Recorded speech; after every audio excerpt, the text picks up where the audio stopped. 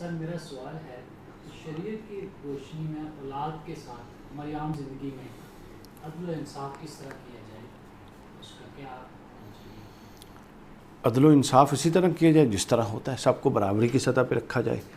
تاکہ پہلے میں آپ کا سوال آپ نے آہستہ بولا ہے، پڑھ دوں. آپ نے یہ سوال کیا ہے کہ والدین کے لیے کیا یہ ضروری ہے کہ وہ بچوں میں عدل و انصاف رکھیں. مثلاً فاروق اوان صاحب کی ماشاءاللہ 2 بیٹی ہیں، ابھی تیسرا بچہ تو نہیں نا ہوا؟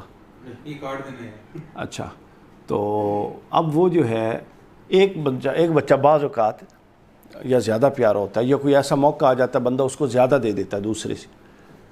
تو اس میں مسئلہ تو نہیں ہے، ہمارے ہاں یہ چیز لاڈ پیار میں آتی ہے، لیکن یہ چیز ٹھیک نہیں ہے. صحیح بخاری میں بھی حدیث ہے اور مسلم دونوں میں حدیث ہے. ایک شخص حضور علیہ الصلوۃ والسلام کی خدمت میں آیا اور بتاتا ہے کہ میں نے اپنے ایک بیٹے کو اونٹ یا گھوڑا، ابھی میرے ذہن میں تھوڑی کنفیوژن ہے، وہ میں نے گفٹ کیا.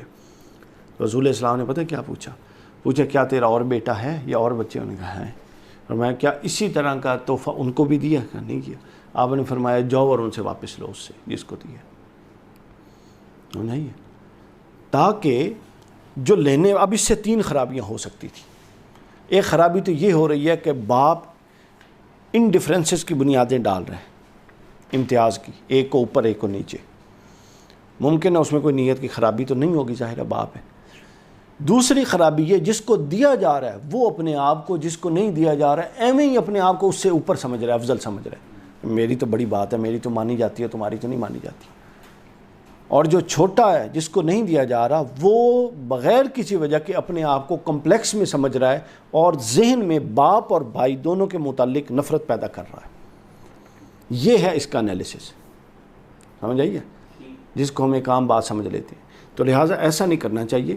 عدل و انصاف کے تقاضے پورے کریں، ٹھیک ہے، جس کو دیں سب کو دیں، تاکہ آپ کے ہاں جو معاملات ہیں وہ درست سمت میں چلتے رہیں. ہمارے ہاں خاندانی امور میں انہی چیزوں سے، فیوریٹزم سے سب تباہی ہے. ہمارے ہاں لوگ رشتہ دار بھی فیوریٹ ہیں، ہماری گڈ بکس اور بیڈ بکس ہیں. ہمارا اچھا جو ہمیں پسند بندہ ہے وہ چاہے قتل بھی کر کے آئے، ہم نے اس کو تحفظ دینا ہے.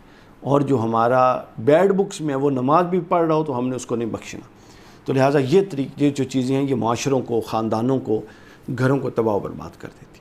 سر اسی کے ساتھ میرا سوال ہے کہ 2 بیٹے ہیں میرے، بڑا بیٹا ہے 9th میں ہے، تو وہ اس کو بھی لیپ ٹاپ کی ضرورت ہے، 10th میں جائے گا، اس کو ضرورت ہے، تو اس کو لیپ ٹاپ لے کے دینا ہے. لیکن چھوٹا بیٹا ہے وہ بھی ضد کر رہا ہے، وہ کہہ رہا ہے کہ مجھے بھی لیپ ٹاپ. آپ دیکھ لیں وہ بات آ گئی نا سامنے. کیسے؟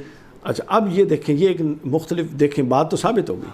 دوسرا یہ ہے کہ اب آپ حکمت سے چلیں گے، چونکہ بڑے بیٹے کی تو ضرورت بن گئی ہے. یعنی اب اس کا اس طرح کا نہیں ہے کہ آپ اس کو تحفہ دے رہے ہیں، بلکہ اس کی تعلیمی ضرورت ہے اور مجبوری ہے اور آپ دے رہے ہیں.